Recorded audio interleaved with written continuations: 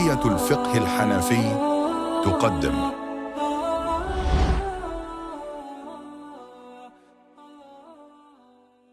Bismillahir Rahmanir Rahim. In today's lesson, inshallah, we'll be covering more rulings relating to the dowry in marriage. Alhamdulillah, in the previous lesson, we covered rulings relating to the guardian in marriage. Who is a guardian? Who cannot be a guardian? And we discovered that the father and grandfather have more privileges as compared to other guardians when marrying off someone. And we mentioned a few other rulings relating to the guardian. And then we moved on to the discussion of suitability in marriage, that a man and woman, when marrying one another, they must look at suitability. And we mentioned the various factors which through which they can identify whether there is suitability in marriage, and other rulings in relation to that as well. And then we moved on to the discussion of dowry. We started that discussion and said that the minimum dowry is 10 dirhams or 30.618 grams of silver. And we talked about one important scenario relating to dowry, and that is when the man stipulates something as dowry. And then we said that in one scenario she gets the full dowry, in another scenario she gets half of the dowry. Moving on, inshallah, we'll be discussing the other important scenario where he doesn't mention anything as dowry, or he mentions that she'll not get anything as dowry. And like the first two, like the above scenario, there are two further scenarios in this, inshallah, we'll be discussing. We will also mention the ruling of marrying her and saying that the dowry is something which is not really a valuable item in the Sharia. So the ruling will be discussed for that, inshallah. Also, the ruling for when he marries her and in the marriage contract he doesn't mention anything as dowry, but later on in the marriage he discusses the dowry. And we will also be mentioning the ruling of increasing the dowry after. So he decides to increase the dowry after mentioning a certain amount in the marriage contract, or she decides to reduce the dowry amount. So that ruling will be discussed, inshallah. And furthermore, we'll be discussing the ruling of seclusion in marriage. What happens what is a valid seclusion, and various other rulings relating to that, inshallah. What we mentioned so far is the scenario wherein he mentions the dowry, and within that scenario there are two more scenarios. So one is where she gets the full dowry, and another is where she gets only half of the dowry. So that's one scenario. And now we're moving on to another scenario wherein he doesn't mention any dowry within the marriage contract, or he clearly states to her that you're not getting any dowry. So let's begin, inshallah. Imam Quduri says, if he marries her without specifying the amount of dowry for her, or he marries her on the condition that there is no dowry for her, then she is entitled to the customary dowry. If he had consummated the marriage or died leaving her as his widow. If, however, he divorces her prior to having intercourse with her or seclusion with her, then she is entitled to a parting gift of gratification, and that is 3 garments according to the attire of women, and they are a shirt, a head covering, and a shawl. So this is basically the other scenario we were talking about, wherein he doesn't mention anything, or he mentions that she will get nothing. So within this, there are also 2 more scenarios. And if you notice, they are very similar to the previous 2 scenarios. These 2 scenarios are either he has consummated the marriage or died leaving her as his widow, or he hasn't consummated the marriage and he hasn't even had any seclusion with her, which would allow consummation of the marriage. Now, these are very similar scenarios. The only difference is because he hasn't really stated anything within the marriage contract regarding dowry, or he said to her that you're not getting any dowry. So the difference is that In the first scenario, she would be either getting entire dowry or half of dowry. In this case, she'll either be getting the customary dowry or she'll be getting the mut'ah. Now, in the first scenario, when he does consummate the marriage or he dies and thus she is left as his widow, she'll get the mahrul mithl, the customary dowry. And in the second scenario, she gets the mut'ah. And we will discuss later that in all scenarios of him divorcing his wife, a woman will always get the mut'ah. It is always the fact that she'll get the mut'ah voluntarily as a gift. But this case is where she'll get it as an obligation. He must give her mut'ah. And this is when he hasn't consummated the marriage, and neither has he had any seclusion with her, which would allow him to consummate the marriage. And of course, again, this is the scenario where he doesn't mention anything. So now, what is the mut'ah? The mut'ah, we translated it as a parting gift of gratification. Of course, this is the purpose of the mut'ah, is to assuage any estrangement brought to her, brought to him through the divorce. As we know, it's obviously natural that there is acrimony and hatred, of course, almost in an occurrence of a divorce. And to assuage this, to reduce this, he is told by the Sharia to give her a parting gift of gratification. And what is that now? So Imam Quduri says it is a qamis, which is a long shirt worn in the home, a head covering or a headscarf, and a shawl, which is basically a large outer wrapper. In our times, this mut'ah, this gift of gratification, would be any set of clothing that a woman wears when leaving the house, or its value can be given in cash. So this is the discussion regarding the second scenario, and which is basically where he doesn't really mention anything as dowry to her, or he says that you're not having anything as dowry. As we mentioned, that she will always get something. And I must also mention that these are some scenarios in brief. And there are further scenarios coming below where you'd notice that the rulings for those scenarios are very similar to this. And there's no need to mention it now. Inshallah, you'd notice that when we come to the text. But now I want to make it very easy for you. And I've provided a diagram, as I promised you before. And this is something that I thought is very necessary because many students I've observed, they've felt that this is not something that they can digest. So I think with a diagram, inshallah, it should be easier to digest these various scenarios and other scenarios that are very closely related to these, inshallah. So there are in total 4 different things that he'd be giving her because of the different scenarios. He will either give her the entire stipulated dowry, or he will give her half of the stipulated dowry, or he'll give her the customary dowry, the mahrul mithl, or he will give her the gift of gratification, the mut'ah. Now, in the first 2 scenarios, this is when the dowry has been stipulated in the marriage contract. And in the last 2 scenarios, it's when there is either no dowry stipulated or he stipulates that she receives no dowry. So coming back to the first scenarios.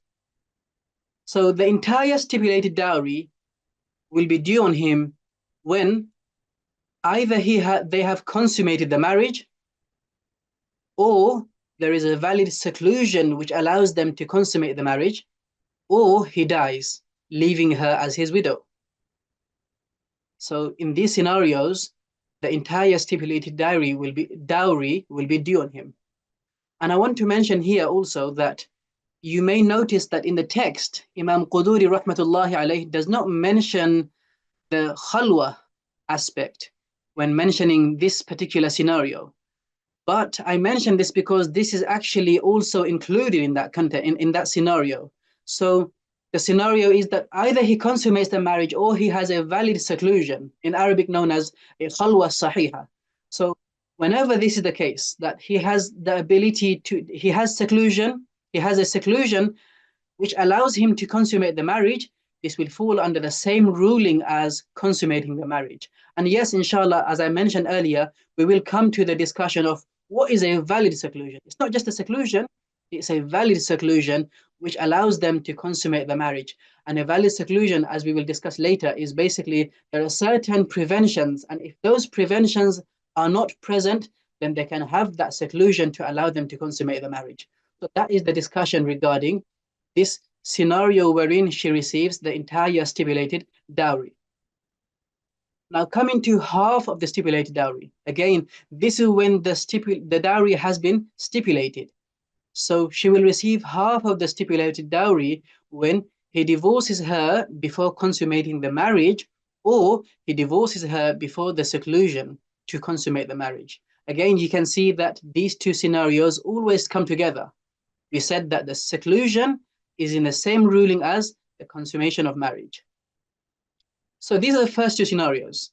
And if you notice, the other two rulings regarding customary dowry and gift of gratification have the same scenarios. That's why I thought this was the best way to present the diagram, where there's no need to mention the scenarios again for the latter two scenarios because they are the very same things. So again, the latter two, wherein the customary dowry or gift of gratification is due, is when there is no dowry stipulated, or he stipulates that she will receive no dowry. Again, it's similar to the first two scenarios, wherein the customary dowry would be due when the marriage has not been consummated, or there's no seclusion, or he leaves her dying and he leaves her as his widow.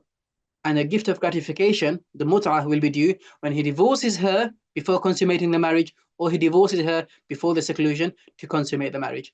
So I know there's a bit of repetition that's gone on, but I wanted to really explain and summarize everything and provide a very visual kind of diagram to help understand all of what has been discussed. And inshallah, this will also allow us to understand the further scenarios that are very similar to this, inshallah.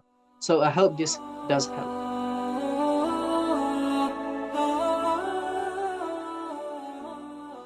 So now we've understood some principal scenarios, which allows us to easily understand the coming scenarios, inshallah. They're going to really fall into place.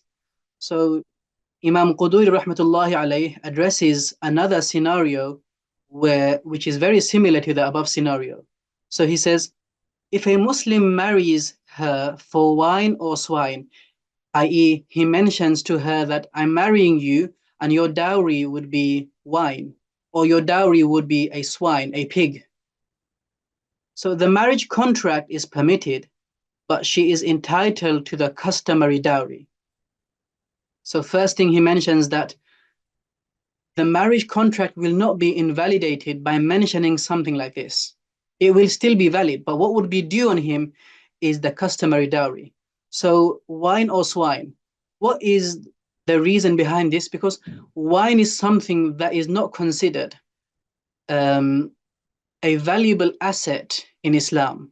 As we know, it's not even lawful to drink wine, but it's not even considered a valuable asset. Similarly, swine, a pig is not something that is a valuable item. And so a man, when he gives her something, when he tells her, I'm going to give you something that is not a valuable item, then automatically what would be due is the customary dowry. As we've seen earlier, when something is not given, when he gives her something that he is not allowed to give, then automatically the customary dowry is something that we'll revert to.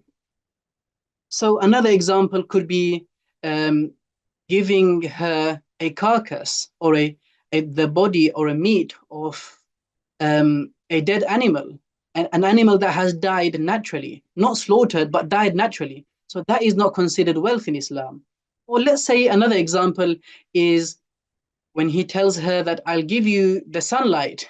Of course, he can't give her sunlight because he doesn't own that. So that's not considered a valuable item or mal in Islam. And so automatically what would be due on him is the mahrul mithl. And as we've learned earlier, this is when he has consummated the marriage. In the case that he doesn't really consummate the marriage, neither is there any seclusion that allows him to consummate the marriage, then what would be due is the mut'ah, the parting gift of gratification. In the next one, Imam Quduri rahmatullahi alayh addresses the scenario wherein he doesn't mention anything to her as dowry, but later on they settle on something as dowry. So he says, if he marries her without specifying any dowry, and then both of them agree upon fixing the dowry, that is hers if he consummates the marriage or dies, leaving her as his widow. If, however, he divorces her prior to intercourse, prior to having intimate relations with her, or adopting seclusion with her, then she is entitled only to a parting gift of gratification. So if you notice, this is a scenario which is almost like a hybrid situation. So we've seen in the previous lessons, in the previous lesson, we noticed that scenarios 1 and 2 come together, and scenarios 3 and 4 come together. In this case, it's 1 and 4, and we're going to learn the reasoning behind this. But first, to explain, so he has married her, but in the marriage contract, he didn't say anything about dowry. Okay? Or he just said to her that you're not having anything in the dowry. But later on, they agree upon something. And based on this agreement, if he consummates the marriage, then she gets this stipulated dowry. She will not get the mahrul mithl. Why? Because now the mahrul mithl is only due when nothing is mentioned, but now he later has stipulated something, which means that she'll get the stipulated dowry. But if he divorces her prior to intercourse and prior to seclusion with her, then what would be due is the gift of gratification, mut'ah. Now, why is this the case? Shouldn't she be receiving the half of the stipulated dowry? No, they say that the reason for this is because the half is only due if that was, meaning the reason why the mut'ah is due is because that is what would have been due in the because that was the situation at the time of marriage contract. So when we don't so what's happening here is that he had mentioned nothing in the marriage contract, and that's why, and the only reason why he is required to give her the stipulated dowry is because he had stipulated something. But when it comes to not consummating the marriage and him divorcing her before that consummation, then it's not based on what he stipulated, rather it's based on what's been mentioned or the lack of mentioning anything at the time of the marriage contract. And as we know, he hadn't mentioned anything at the time of marriage contract, because of which, if he hasn't mentioned anything, then it would have been basically the customary dowry, but he hasn't consummated the marriage, and so what's due is the parting gift of gratification. So as you can see, this is a hybrid situation. Now we're going to move on to the scenarios where he mentions something. So in the marriage contract, they have agreed on something as the dowry, but later on, what happens is he decides to be more generous and he says, I'm going to give you more. Or she decides to forgive or reduce some of the dowry. She decides to be generous on him and reduces some of the dowry. So Imam Quduri says, if someone increases the amount of dowry after the conclusion of the marriage contract, the increment is binding upon him if he consummates the marriage or dies, leaving her as his widow. The increment lapses, the increment drops due to divorce prior to intimate relations. And if she reduces some of the dowry, the reduction is valid. So what's happening here is either he is increasing or she is decreasing. This increment and this decreasing, they are both valid. When he does increase, that increased amount is due upon him. Of course, this is when he has consummated the marriage or died, leaving her as his widow. But if he doesn't consummate the marriage, and before even consummating the marriage, he has divorced her, then that increased amount is dropped, which means that what would be due on him is half of the amount that has been mentioned at the time of the marriage contract. Remember, the only reason why that ziyada, that increment, is due on him is because he has mentioned this. But that ziyada is only restricted to that particular scenario.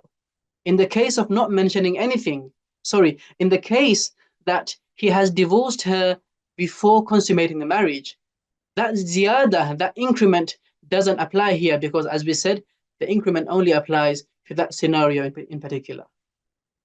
As for the case of her reducing the amount of dowry, then that reduction is valid. So the reason why she has this right, as we mentioned earlier, when it comes to accepting the mahr, the dowry is actually her right, and she must accept, she must take it.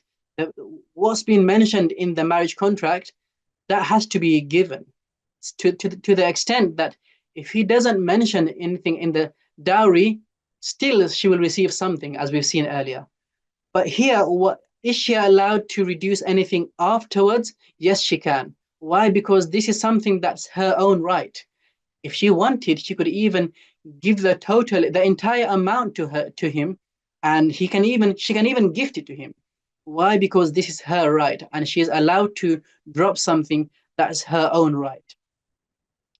And as we saw earlier, this is her right to the extent that her guardians cannot even object to this decreasing. Why? Because she's doing it from her own right. Yes, if she decreased the amount of dowry that's been stipulated in the marriage contract, in the case where she had gotten married without the guardian's consent, then of course the guardians can object. Why? Because this would bring ruin the reputation that is theirs, and that is their right. So in the case where she does do this, and she has done this without their consent, she's got married without their consent, they do have the right to object about this.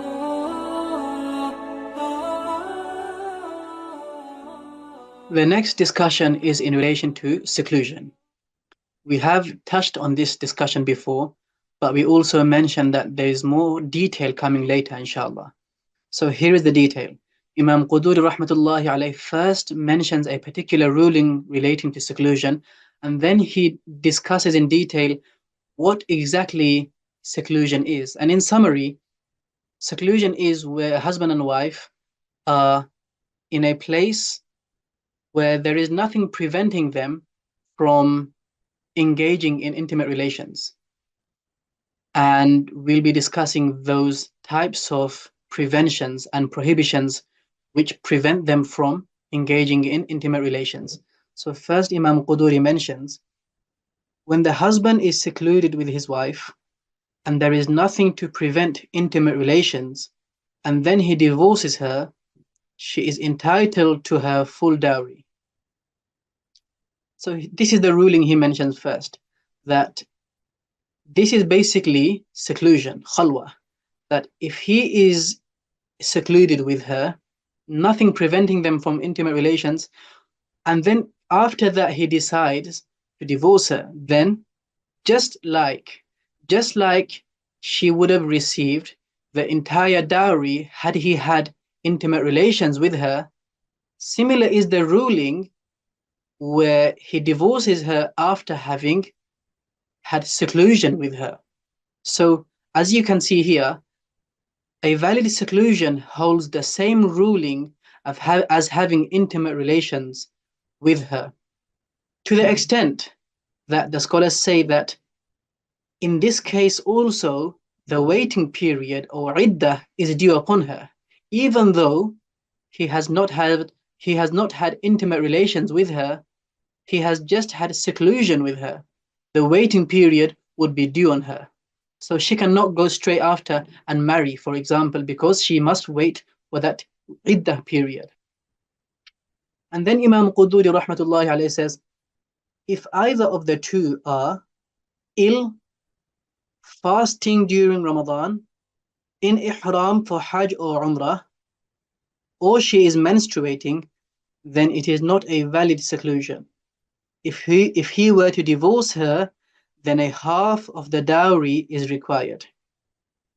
So as you can see, he's mentioned in detail what these preventions are. So in essence, you can basically separate preventions or prohibitions, things that prevent a husband and wife from engaging in intimate relations, into two categories. One is a physical, tangible thing that prevents them from engaging in intimate relations, and another is a Shari'i prevention, a prevention or prohibition coming from the Sharia. So the first one, like an illness, the husband is ill or the wife is ill, and the illness is something severe, such a severe illness that prevents that person, the ill person, from engaging in intimate relations. It may not be relating to, it may not be an illness that is directly relating to the sexual organ. It may be separate, but it's so severe that it prevents the person from engaging in intimate relations. Or it may be something that's actually, connected to their sexual organ, because of which they cannot engage in intimate relations. Another physical, tangible prevention could be that the person, one of the two, is maybe a minor person who is unable to engage in intimate relations, unable to have sexual intercourse because they are such a minor person.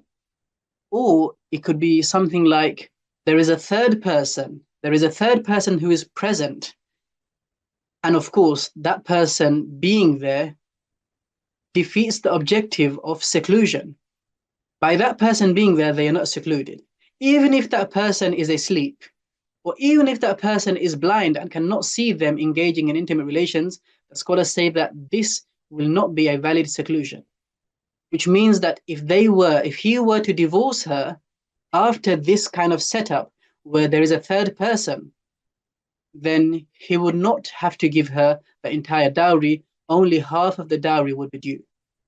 Now, there is another scenario where there is a third person, but that third person is a minor, such a minor who is not discerning, who is not of a discerning age, who does not understand intimate relations and sexual intercourse.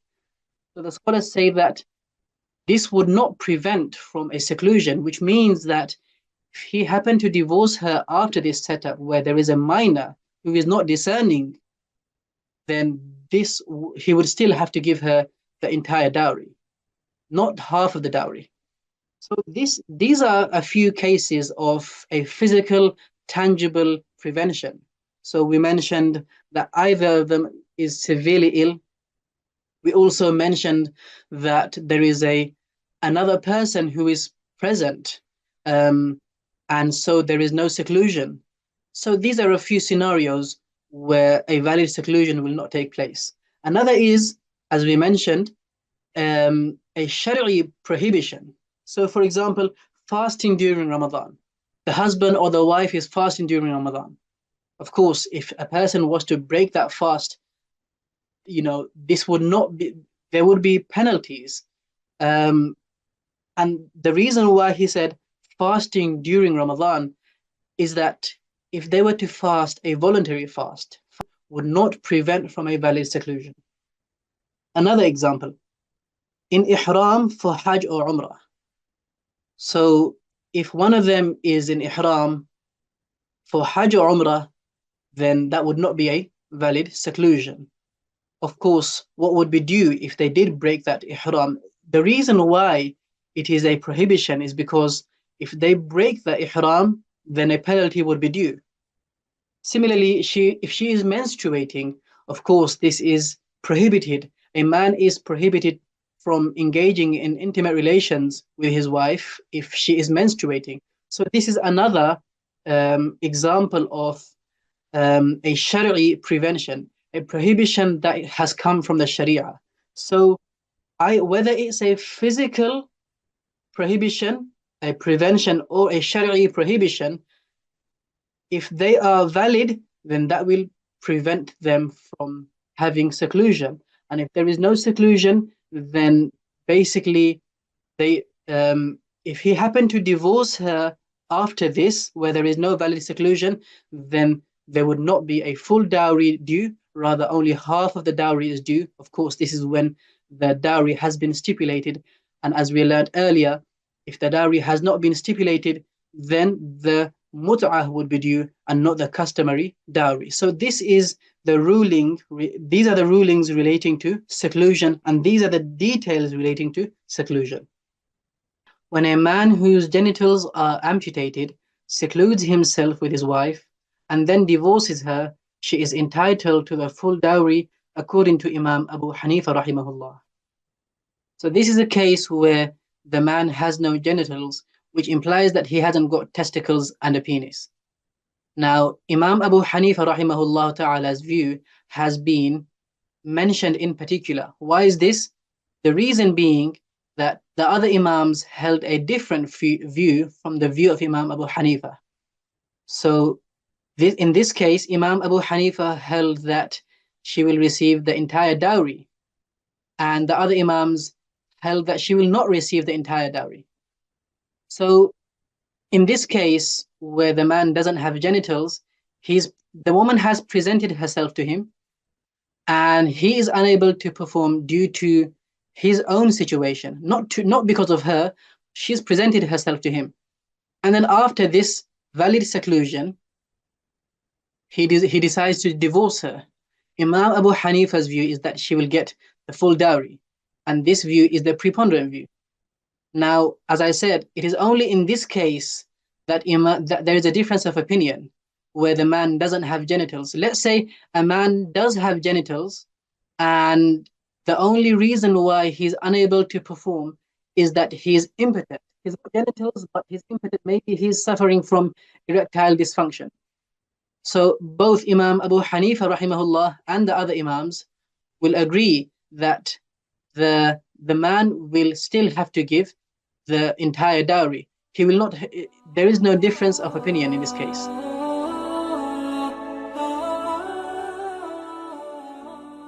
Now for a summary of what we learned in today's lesson, inshallah. So first we introduced the scenario where he doesn't mention anything as dowry, or he mentions that she will receive no dowry. So we said that there are two scenarios. In one, she will receive the customary dowry. In another, she'll receive the mut'ah, and we explained what the mut'ah, or gift of gratification, is. And then we moved on to the ruling of mentioning something as dowry which is not considered a valuable item in Islam. And then we moved on to the ruling where he doesn't mention anything as dowry in the marriage contract, but later on in the marriage, they agree and settle on something as the dowry. And we said that if he consummates the marriage or he dies leaving her as his widow, then she will receive that stipulated dowry. But if he divorces her prior to consummation of marriage or seclusion with her, then she will receive the gift of gratification. We also mentioned that the ruling of stipulating something in the marriage contract, but later on he decides to increase the dowry, or she decides to reduce the dowry, then that is okay. And we mentioned the rulings relating to that as well. And then we also discussed the rulings in detail regarding seclusion.